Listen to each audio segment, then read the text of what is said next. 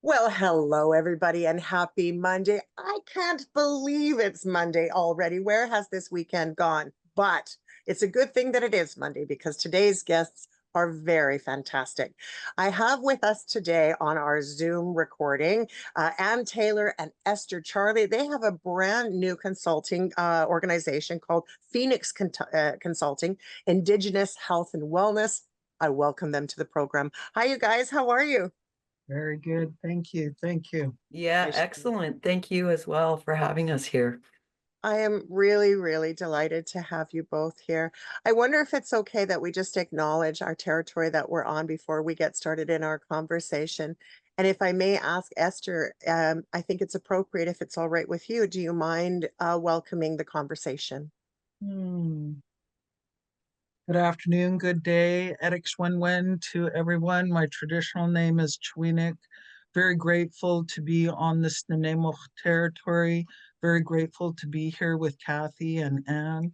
And look forward to the day. Guksham. Thank you Mhm. so much. I appreciate that. So, Anne, I've known you for a number of years now, and I've had the great pleasure of just meeting Esther actually at the Women of Influence Awards recently. Esther won in her category, and so I just congratulations, first of all, on all of that. But I really didn't know that the two of you had been working in alignment to create Phoenix Consulting. What started this all off for you guys? Well, I'll say that, I started Phoenix Consulting in 2010, actually. Was my desire to branch out outside of mainstream and wanted to offer wellness workshops to communities, individuals. Unfortunately, at the time, I found out shortly after I started that I had been diagnosed with breast cancer. Oh So my. I put that on hold. And for a year and a half, with my recovery, I decided that I needed to get back to work. So let go of Phoenix. And over the past year, I was laid off last July, and Anna and I had became good friends. She was actually my supervisor in my last position, and we became good friends. And I told her, okay, well, I don't want to do mainstream again. So, how many years later, here I am again. Yeah, not wanting to do the grind. And I think that um, becoming a mature adult, I laugh, I laugh at that because I'm having a hard time accepting my age. So I I asked resonate with that so well. you want me to what? Yeah, And I'm exactly. how old? So when I shared with Anne that I was wanting to go out and do my thing, and she was walking with me, and she's retired, and she was clear about that, right? And she'll talk more about her own journey. Yeah. But it was about, okay, we're talking about this and that, and looking at, okay, what do we want to do, or what do I want to do? And I tease her because I think the date was February 8th, and I'll go back to my journaling, is when I actually asked her, so where are you standing with this? Like, are you all in or what? And she, yeah, she's all in, and I'm going, great, because I wasn't anticipating that, just knowing and understanding her own journey. So I'll let her share a little bit more about what that's looked like, but it's awesome to be able to co-create, I want to Yes. say. And I realize I don't want to do work alone anymore. Whereas Mhm. most of my life, fiercely independent, didn't want to rely on anybody. And there's lots of history around that. So Yeah. thank you for Mhm. asking. Mhm. And Yeah, Esther tells people I came out of retirement to do this. Which is, has some real truth to it. Part of that truth, though, is that I actually have a chronic condition from an injury about 7, almost 8 years ago now. So that has taken me on quite a journey. You know, my background is as a social worker, and I've held many, many positions through the years. And I've always been personally a lifelong learner and healer. And you know, I was came from a difficult family background. So, you know, I've had my own struggles through the years, but really nothing compared to having a chronic illness, especially Yes. when I had been healthy to that point, at least physically healthy. And it really brought my world to an abrupt stop, and all the things I, you know, typically would do to, you know, nurture myself or take care of myself, a lot of those things I couldn't do anymore because Yeah. I was physically challenged. And so have continued to be. I'm way, way better than I was. And in fact, the position that I was supervisor with Esther, I had to leave that position because it just was too much. And I think what I've really come to learn, you know, it's kind of the age-old idea that it's all connected. Cool. Yes. And that, you know, we have opportunity through any crisis that happens to us to really learn some big things for ourselves. And I think, you know, we learn those things to share with others. That's one of my beliefs. And, you know, in walking with Esther, and, you know, I've been very blessed and fortunate and grateful to meet with lots of elders and, you know, other Indigenous people across Canada. And I have always found that the teachings I've received have really resonated deeply and really been aligned with the kind of view I have for, you know, how we can all live, but starting with myself, you know, how can I live in a way that's more balanced? So as Esther was talking to me about what she wanted to do, you know, there was like this spirit in me going, yeah, I could do that with you. I I would love it. love to do that with you. Right. That kind of, you know, I think the hard thing for me actually about retiring and putting the work I had done aside was that, you know, I always felt driven, like I was here for a reason, and that, you know, I really wanted to contribute whatever I could. And it's interesting because I'm almost 65 this year. So if we're going to talk age, Wow. I went out I'm here. so I'm sorry I just said wow like that, but I've known you for such a long time and I thought you were a lot younger. So my just as a heads up Oh, you're for so that. sweet. Yeah, Yeah. it's so weird to be the age of old people. Like, But you're not. I You're don't know not how an this old happened. 65 is the new 40. I'm just telling True. you right off the top. Like there is no yeah. True. But obviously age doesn't factor in at all into decisions I make for myself. And, you know, Good. honestly, it's a longer story, but I prayed for Esther to come to to the program that that we worked very closely together in starting and really offering some great stuff to the community. But I didn't realize that in that prayer, I was also being gifted with Yes. her friendship, with her, the connection I have is truly something I treasure. Mm, And I really hope that it's also, it's like paving a way forward that, you know, non-Indigenous and Indigenous people can stand together in respect and valuing one another and contribute what we each have to contribute. I think that's really, um, you know, where we need to go in the world is we're all needed and all of our contributions make a difference, no matter what race we're from, and that we absolutely. need to do it, you know, with the humility and the respect that I think Indigenous people, in my experience anyways, hold in a way that I don't see, certainly in my culture and the race I come from.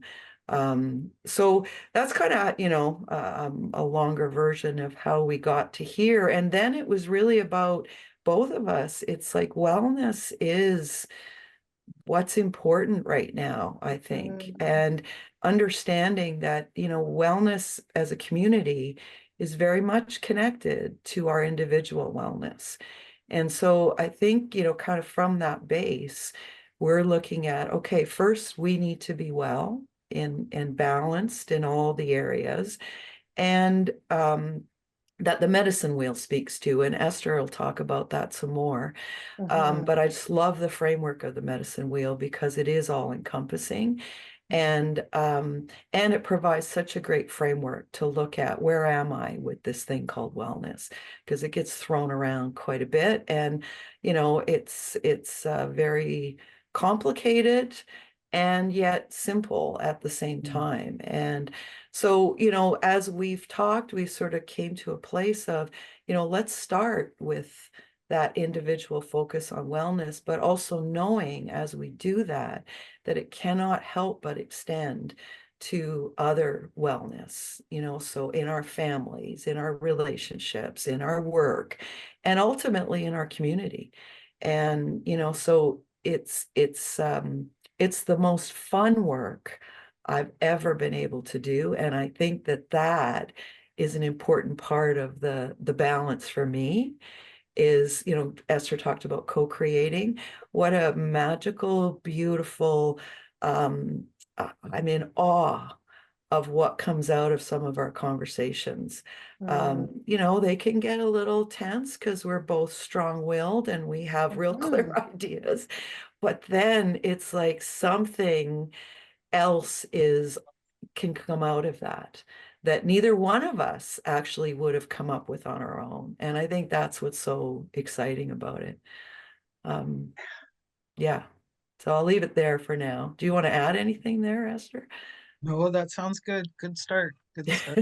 Yeah, an incredible start. And the reality is, I think that everything happens on time. I think spirit leads us to places on purpose, although we don't necessarily know what that purpose is until we are gifted with the people that come into our lives to move things forward. And I completely resonate with so many of the things that you said about, that when you come into this place where you have lived through chronic illness Mhm. and you've tried to learn to master different things, the teachings that come from that, not only from your own physical teachings, but from the teachings that you encounter along that path to wellness, becomes so riveting and so eye-opening that we can see things we may not have otherwise seen before. And then when we see the mirror of this other incredible person that has Mhm. another pair of eyes to see, then we can really create something incredibly beautiful in that process. Mhm. Esther, did you anticipate that this would look the way it does 10 years later or 14 years later from your original vision? Or has it really kept along that line some of the same early beliefs that you had or dreams that you had about bringing Phoenix to fruition? I think that the core belief around health and wellness has always been there. Yeah. Originally, that was the original name that I started up with. I wanted to do, because I've worked with indigenous organizations, communities, families, survivors of residential school, addressing intergenerational trauma. I knew that there was a need to do health and wellness. And I think coming back to it, recognizing that I think the biggest one, Kathy, was that I didn't want to do it alone. I Mm, wasn't sure if I was going to step into it. And I really wanted other input and perspective. And I think it's a reflection of where I am today. Uh, mhm.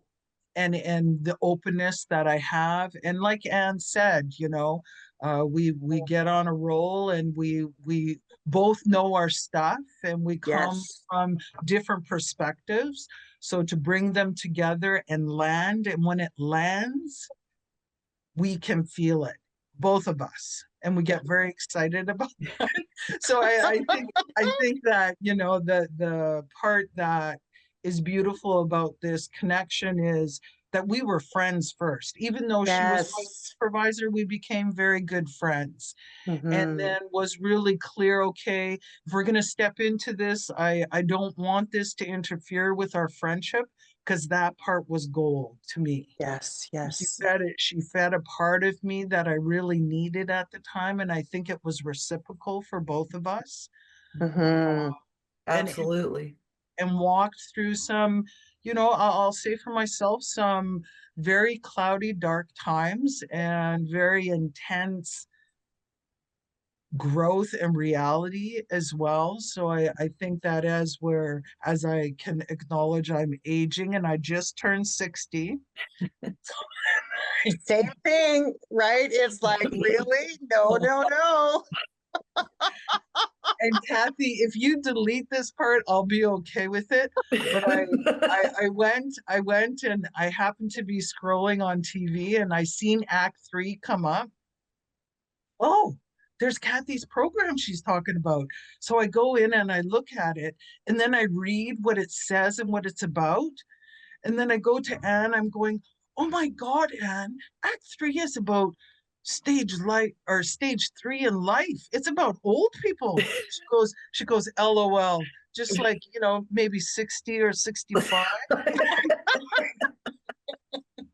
So I'm having a hard time leaning into that and Yeah. believing, oh my God, I'm 60. Well, So I again resonate with that. I know I've said resonate a couple times already, but I am also 60. I just turned 60 as well. And the third stage of life does not mean age. It means kids are done probably, grandparenting maybe, if it's part, but we come to a different place in this, from 50 on up where we are really coming into our own. And so that and I need to update that because it used to be that it was for the older adult. I spent 9 years of my life working in the senior population, and so for me it was just that was all part of it.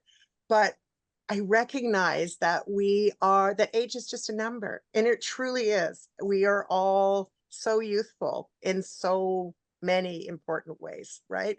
And if our body decides it wants to do a couple of extra things, it's also teaching us something too. So Oh, I yes. feel pretty good about. I'm really glad you scrolled the show and checked it out. I hope everyone does. I really do. We have some good guests, and I'm so glad that you guys are a guest on Act 3 for our radio version, and look forward to when you're on the show itself as well. So I take us back to this idea of the phoenix, because the idea of the phoenix, as I recall, I'm not sure if it was the eagle rising or a raven rising from the ashes of fire. And when I think of that image, I think about what you were talking about as well, and in the sense of the colors of the fire, right? They're deep, deep reds, they're deep oranges, and so blues, and so much wonderful color that comes out of that. That it's a perfect, I think, name for the work that you're doing, because the medicine wheel, for one, as the four colors of race, I understand. I may be wrong. Please correct me if I am, but the premise behind all of it is that in one area of your life, if it's not balanced, the other three kind of take in those pieces and can be burdensome. So we have to shift that balance again. And are we ever really fully balanced? I'm not so sure. What do you guys think? Well, no. I think I was just going to say Dr. Seuss says it really well. Life is a great balancing act. So Yeah, always remember to put your right foot in front of your left. Like it, oh, true. because yeah, I mean, Esther, you speak so beautifully to this in terms of the medicine wheel. So I'm going to hand it off to you after Dr. Mm. Seuss. Well, Dr. Seuss does have Dr. Seuss wisdom. There's something to be said Yes, for that. Yes. yes, I think if you look at wellness as a holistic approach, just like you're speaking of, mentally, emotionally, physically, spiritually, and being able to, I think, bring awareness to those areas. And we're talking about aging and getting older and becoming wiser, right? And Yes. what does that look like? And do we have the ability to actually notice that? I think that one of the things that Phoenix does as well, and that Anne and I are stepping into, is looking at both worlds, the Yes. non-Indigenous world of colonialism, and looking at bringing back, reconciling, call it, because there's lots of buzzwords out there. And I just want to acknowledge, when we were looking at starting this up, where do we want to land first? And wellness was huge. And I Mm-hmm. think that sometimes society, mainstream colonialism don't um, support that kind of thinking Yeah. around wellness. Everything does the total opposite of it. And I think that's one of the things that Anna and I really wanted to bring forward, is what does that look like, and why does everybody, including Indigenous people, walk this way and push and do the grind and all of that, right? Yeah. So the balance, I think it's a work in progress. If we're becoming aware, okay, we're really strong spiritually, but how's the rest of us, right? Mm-hmm. And is there any areas that we can tweak a little bit so that we can live that fulfilling lifestyle? Yeah. I, Can I I just add to that? yes, please, Anne. Yeah, I Mm-hmm. was just going to say that, I think one of the things I have become so clear about is that colonial thinking is insidious in Mm. every single thing that we Yes. do, how we talk about it, how we feel about it, all of it is steeped in colonial thinking. And I'm a strong, as you know, Kathy, I've been a very strong feminist my Yes. most of my life. Mm. And one of the greatest things I've received from Esther actually is some of her questions about that, because she asks very potent questions, which I love.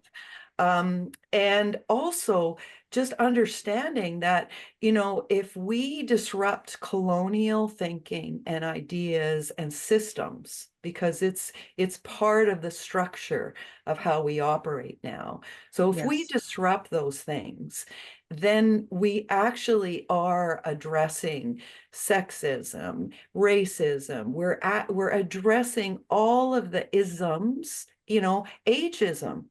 Mhm. Huge thing. Well, I Huge. can tell you on the verge of 65, my little brain is full of not so well-based ideas about being 65. Sure. It really, and I need to notice that so that I can go, oh, that's what that is. That's not Hmm. me talking. Like Mm. I feel like I'm 25. Yeah, you and me both. I Really, totally get it. Yeah. except when I'm first getting out of bed. But, but that's the thing, is that the body it has huge wisdom to share with us.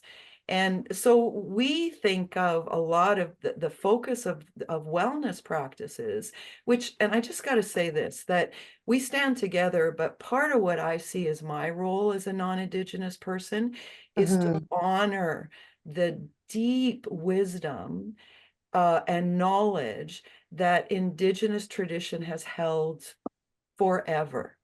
Yeah. And to notice that our culture, white dominant culture, is just starting to catch up with You some bet. of the science that is coming out now, that actually all it really does is support and reinforce the wisdom that's always been there.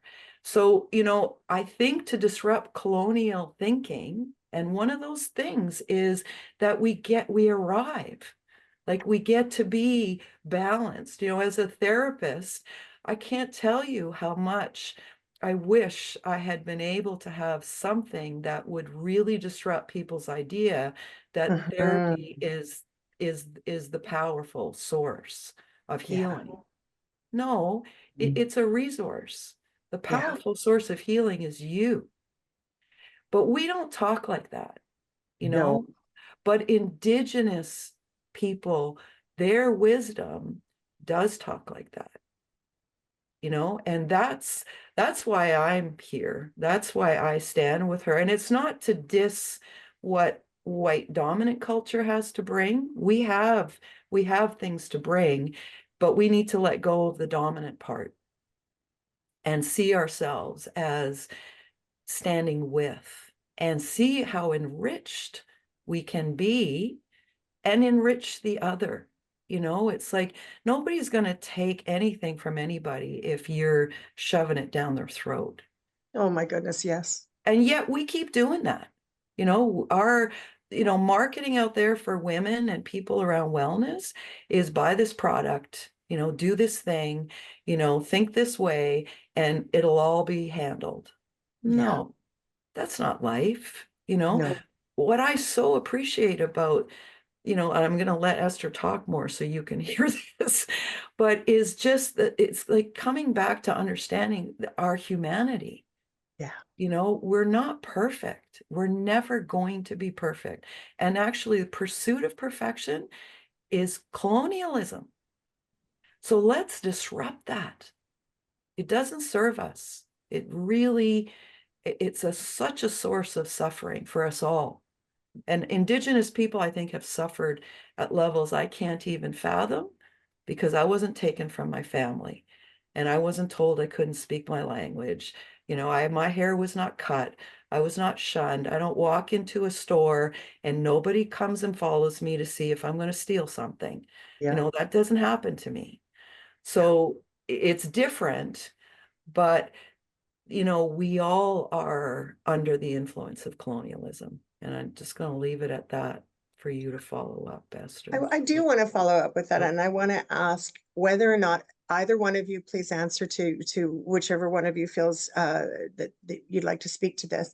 But I'm curious if you're noticing a change in the last decade in the way that we are relational with each other, particularly as people are becoming more aware. I mean, I come from an era, as I know you did too, that when we were going to school, we were not taught that there was residential school. We knew nothing about what was going on. We had no idea. And then suddenly, some 20 years ago, when many of us were first awakened by what was going on, noting that residential school, the last one actually was closed in 1996, not back in the 50s when people are thinking it was, but 1996 was just yesterday.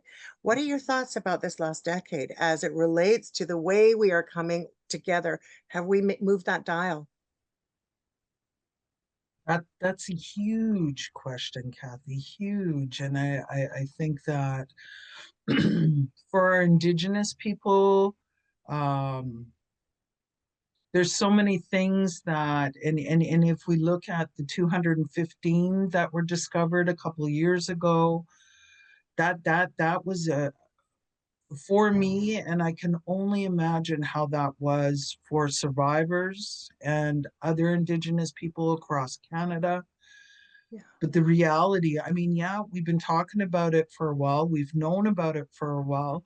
There's still many of our people that are not talking about it, never will, that they will take that stuff to their grave. Um, I don't know and can't speak to if there's been a large number of the haters, I'll say, because a lot of attention has been brought to Indigenous people. A lot of information shared with the general public about bringing awareness around the reality of residential schools and our history. So I think for people, I want to believe that there's been a lot of healing and uncovering and moving through our trauma, speaking our truth. I share with Anne in most circles that I sit in, one of the things that is important to me is that we break all the rules of residential school. So let's talk about it. Let's feel it. Let's trust ourselves enough to be able to do that, right? We've made it this far. And as a survivor of sexual abuse, I was a part of the 60s scoop. I have been sexually assaulted. I have gone hungry, I've been homeless, all of those things. I still somehow, some way was determined to make it in life. So Yes. that determination has helped me get where I am. And if I look back at the people who influenced that, I give huge thanks for the good, bad, and ugly teachers that have come in my life, right? Yes. The Yes. the the the the hard, painful realities of the things that I grew up believing about myself and how I in turn acted out those things. So, if you recall when I won the award at the Woman of Influence, what a day. Like that was just, oh my God, I couldn't believe. Right.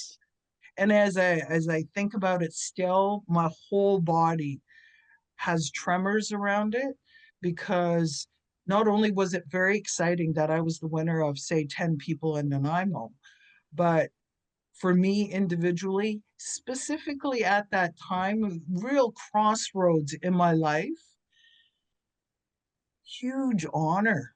Wow. And I still every now and then go to a place, who was it and what did they say and how did they get to that decision? Instead of, oh my God, I won. And Yes. that's huge. And it is a reflection of how I've walked in the world.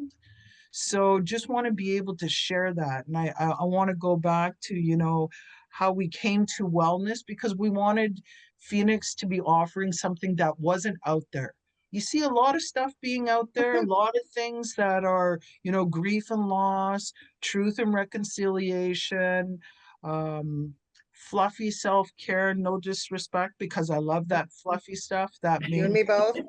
Yep. I hear you. But I think that our wellness series, our intention around that is to bring attention to self. It's Yeah. all about self. How do we tick? What makes us tick? What do we enjoy? What do we love? What brings us joy? Sometimes I think we don't slow down enough to really recognize that. And I want to say celebrate, anything that feels good, any accomplishments, noticing, and we talk about mindfulness in our training, right? But also getting people ready to do that deeper work and not jumping in there and ripping off band-aids. That's one of the things I told Anne and kept on telling her. I don't want us to go into communities because we're mobile.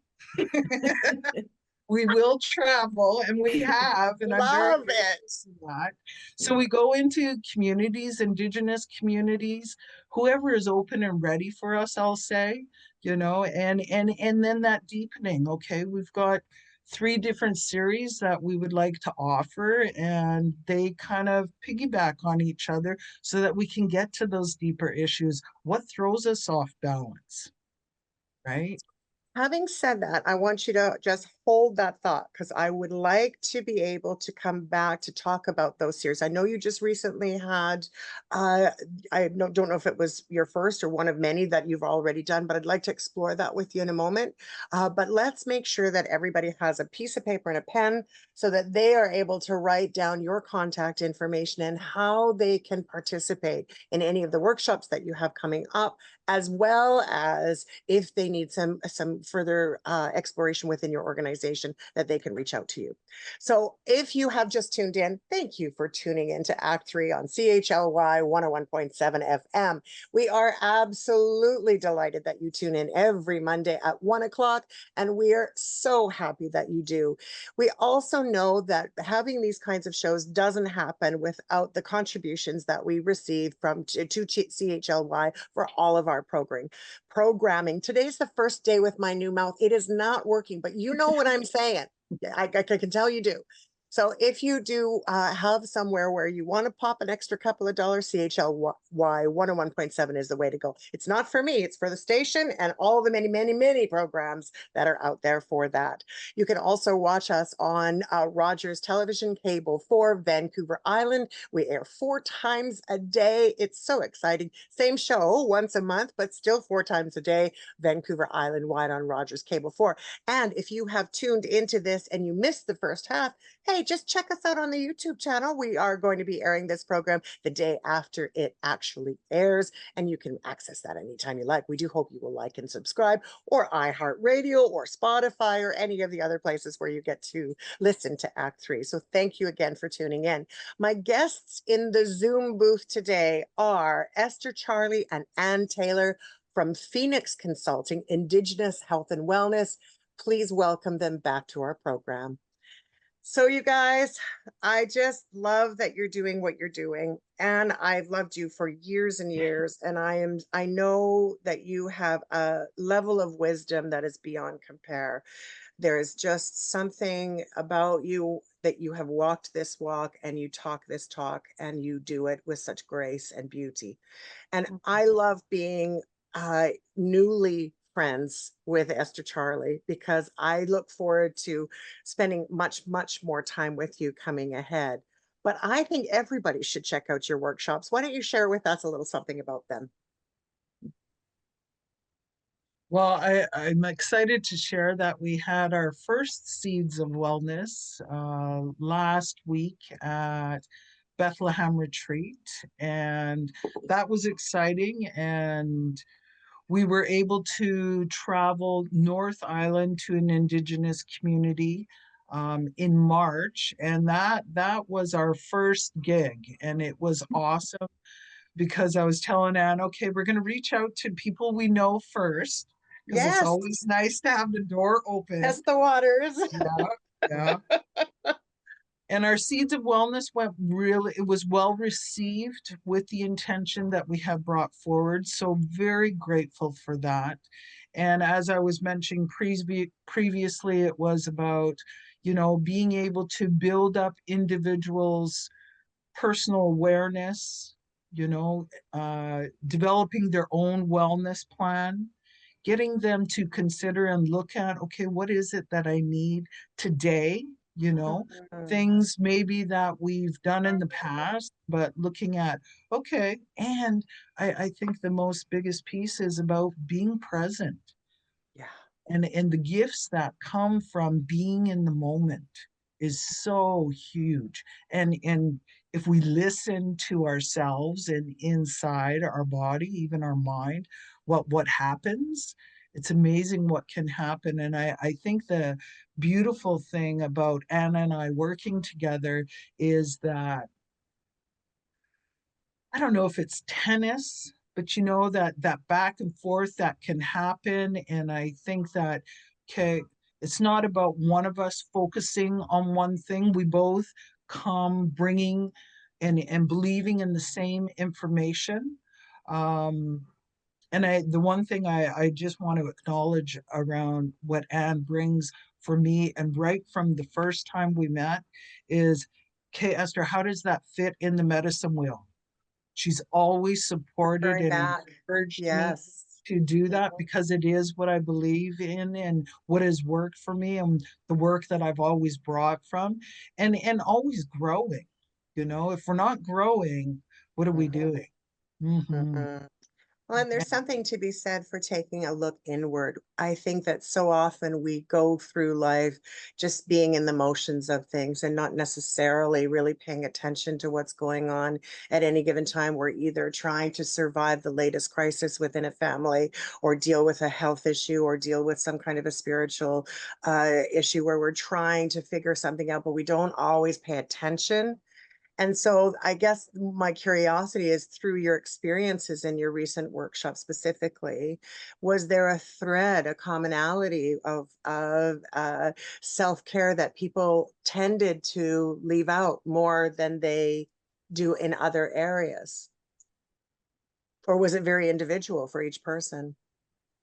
Anne? I'm just gonna say, yeah, I think it really the whole thing is designed to be really individual, Yes. because what we don't listen to really is our own voice. I mean, we hear a lot of voices. I mean, I haven't been diagnosed in any way, but I I know don't know what you about mean. you. I've actually, come over the years. I used to call it Allied Supreme Headquarters. That would, trying actually, I use that name because it Yeah. was a way under at least acknowledging this is not of me. Like, this is not my thoughts, actually. These are my mother's thoughts. These are, colonial thoughts. These are sexist thoughts, racist thoughts. And, we direct them to ourselves mostly. Mm. So, I've always thought when I see people who are really out there with their anger or their hatred, I see that that's just a smidgen of what's going on in their own brains. Not to condone it in any Of way, course. but I think that this idea of noticing and being present, it's like Hmm. a muscle. It requires practice. It's like if we don't use our muscles, then what happens? And we don't live in a culture that supports us or encourages us in any way to stop and be present. What I learned in my chronic pain process was I knew, how stuff up here, Hmm. but I knew that breathing was super important. Seems sort of silly to say it because it's our life. It's absolutely, Without breath, there is no life. there is no And life. yet, Yeah. it wasn't until I actually started to use it as a resource, as an actual tool to help me handle pain, that I started to realize how little time I actually was present. And Mm. there's a wonderful Cherokee proverb that says, if you listen for the whispers, you won't need to hear the screams. And that's what I learned, was that my body was screaming at Hmm. me. And there was a lot I wasn't hearing, because when it's screaming, you just close it all off. Of course, that's survival. But I think if we want to move beyond survival, which I think most of us really want to, but it's like, how do you do that? Well, I'm here to tell you it's actually a lot simpler than the world would have us believe, but it does require like real attention and intention to bring it to something that really becomes a resource that you can draw on in those difficult times. See, we have difficult times and we abandon ourselves, when Hmm. what's really I think we're called to do in those crisis times is come home. That's how I think of it. Come home to who you actually are. And that's grounded. I mean, we've all had experiences where we've been grounded and we know when we're not grounded. And, Yes. I can say that I've spent the better part of my life being more not grounded. Yeah. And it's a real practice and it's a real determined intention to go, no, I'm not living there anymore. Doesn't mean I don't go there. Of course I go there. But to know that there are like accessible, simple, easy to use tools that will bring you back. And what it requires, it doesn't cost a lot of money. Most of the time it's actually free. Yeah. And that's part of what our workshops are about is, allowing people to experience it. It's one thing to say, take a deep breath. I mean, I used to punch Mhm. people who said that to me when I was in a crisis. Like, you take a No deep breath. kidding. Don't you realize what's going on here? But I do understand. I'm I do. old enough Yeah. Yeah. to know there's some Yeah. real wisdom in there. Yeah. And I practiced it. And so now I know that it's powerful beyond anything else I've ever utilized. And it's readily accessible to me whenever I want it. And though I say that, and it requires intention to maintain that presence, because our Mhm. tendency is to go. Our tendency is to go, and going doesn't necessarily mean leaving, but it also often includes self-abuse. Yes. Things like drinking too much or taking on too many barbiturates or drugs of any kind, or or escaping in shopping, or escaping in some other way of doing things. And those, instead of being, I think they should almost be flags. If you start to notice, then Mhm. that's really a flag that says, wait a minute, I am not paying attention to self. I'm not paying attention to what's going on in my body, in my mind, in my spirit. And question, what is going on? And taking the time to have somebody help you with that journey, I think, is a really a good key. Because as you said, without the practice, without knowing even where to begin, for some people, it's difficult to go on to that next step. So it makes for a perfect segue. How do people find you? How do people reach you, so that they can participate in some of your workshops, or work with you? Do you work independently with people as well, or is it predominantly through group? What works best for people? Well, I think, Kathy, as Phoenix evolves, and Anna and I are just in the process of looking at, okay, we got our wellness series established, networking, set up a couple of workshops. I think that the next one will be looking at wellness coaching or teaching Mhm. or sharing. So looking at individual support as well. But also, I think, and I know Anna and I haven't tapped into this too much, but doing the indigenous informed piece for Yes. service providers is huge. And I think even for some of our indigenous people that may not be aware of, because I can say until I took the Aboriginal leadership at the Justice Institute, I had no idea about our history. And I was Mm. not plugged in. That was not on my radar. And that's okay. So when you look at reaching us, it's at indigenous-healthwellness at gmail.com. And then my phone number is 250-713-8130. And Ann's is 250-327-3121. We don't yet have a website, and we are working on our Facebook page. So we really are at some, early stages. And we're really happy to connect with people if they just want, to get a little bit more information, Absolutely. because Esther's referred to the series. So that is, it starts with the Seeds of Wellness, which is a day.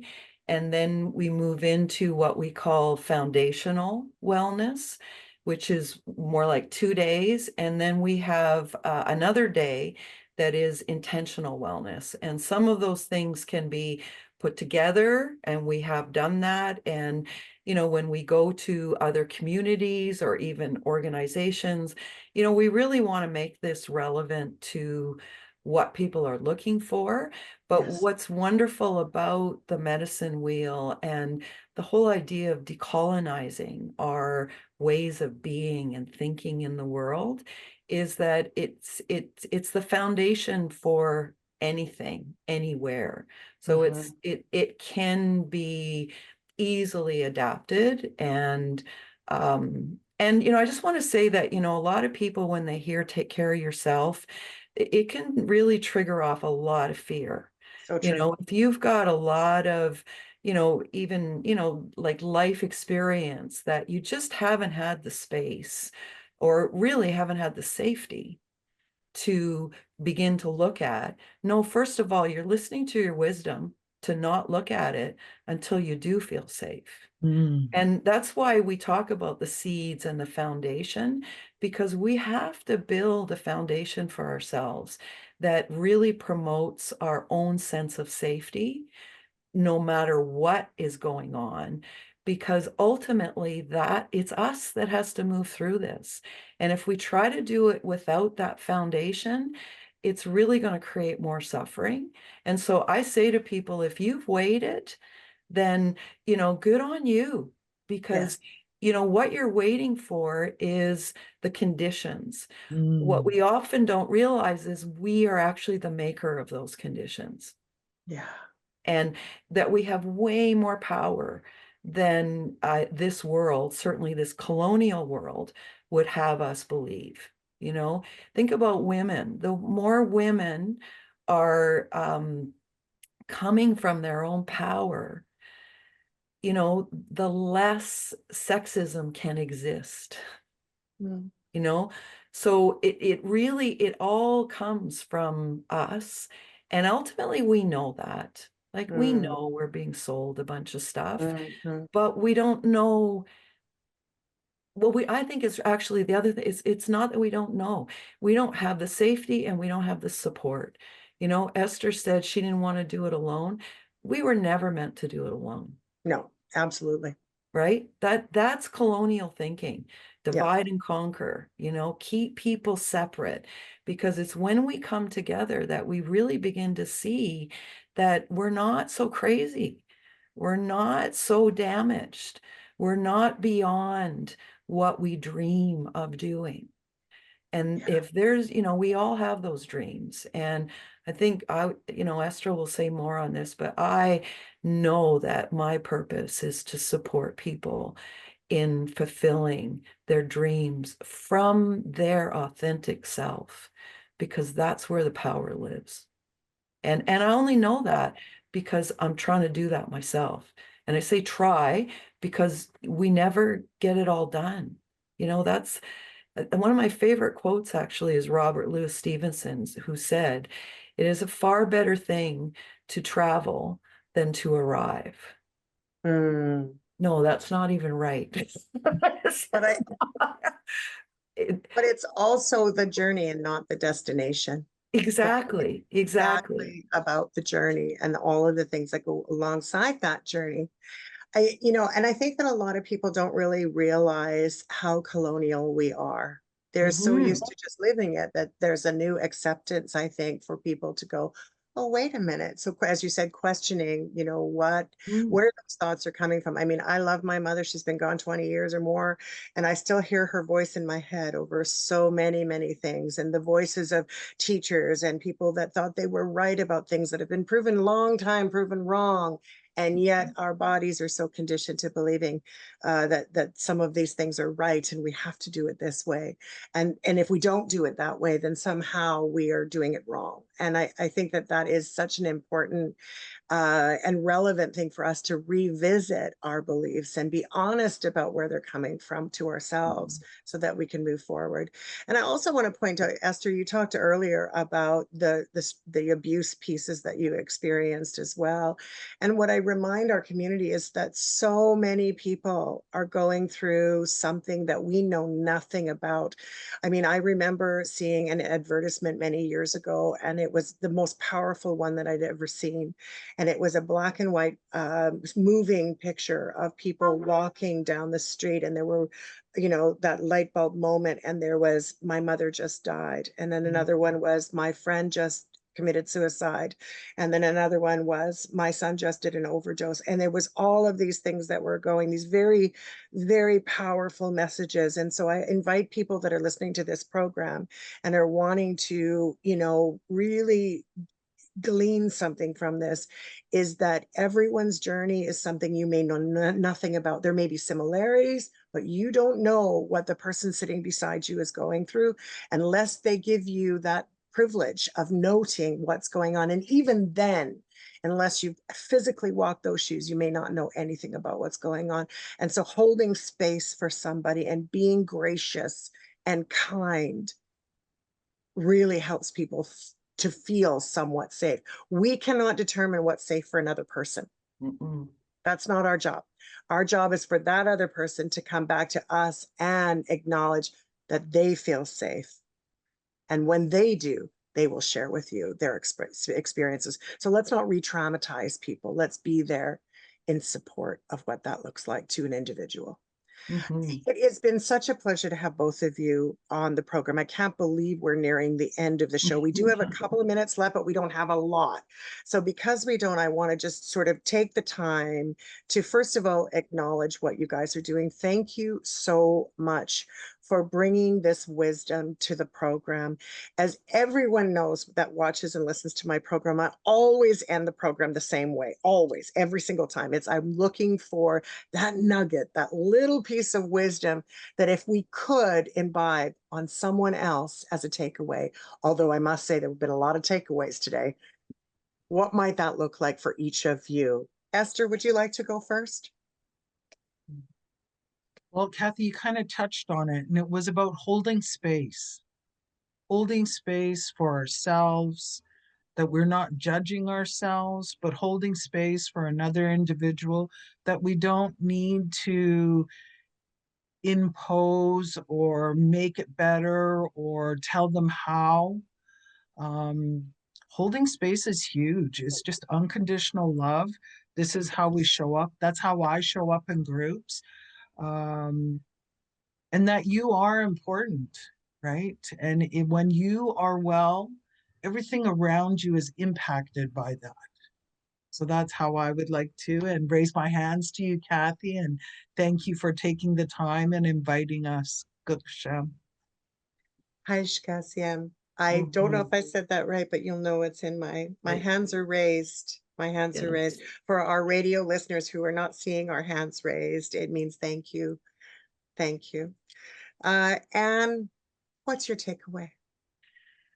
Oh, geez, there are quite a few, and I think Esther nailed it in terms of, what I think is most important, what we can contribute to ourselves and to others is that very sacred space of um, being seen and being and knowing that who you are is of just great value to this world.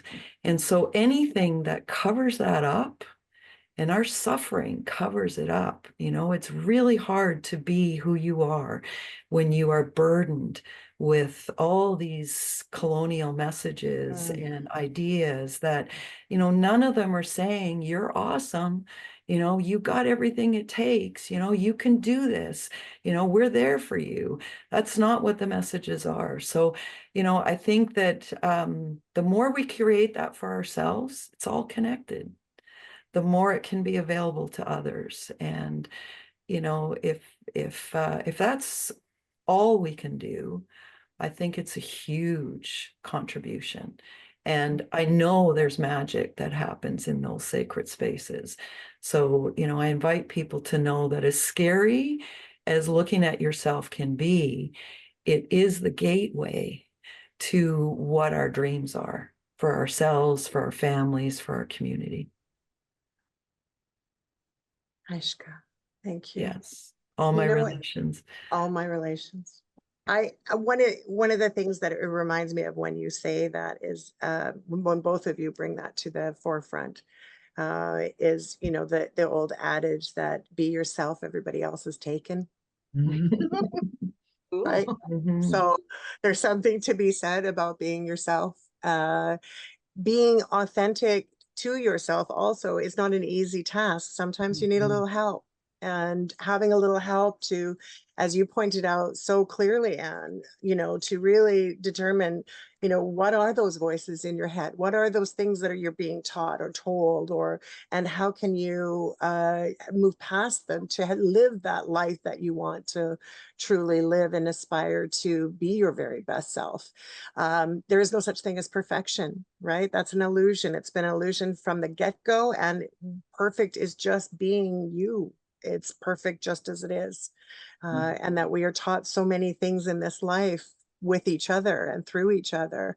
I'm so glad the two of you partnered to create Phoenix. I just cannot you know, cannot stress enough how important it is for people to spend some time with both of you. And Heishka, I am so grateful. Thank you so much for being a part of today's program on Act 3.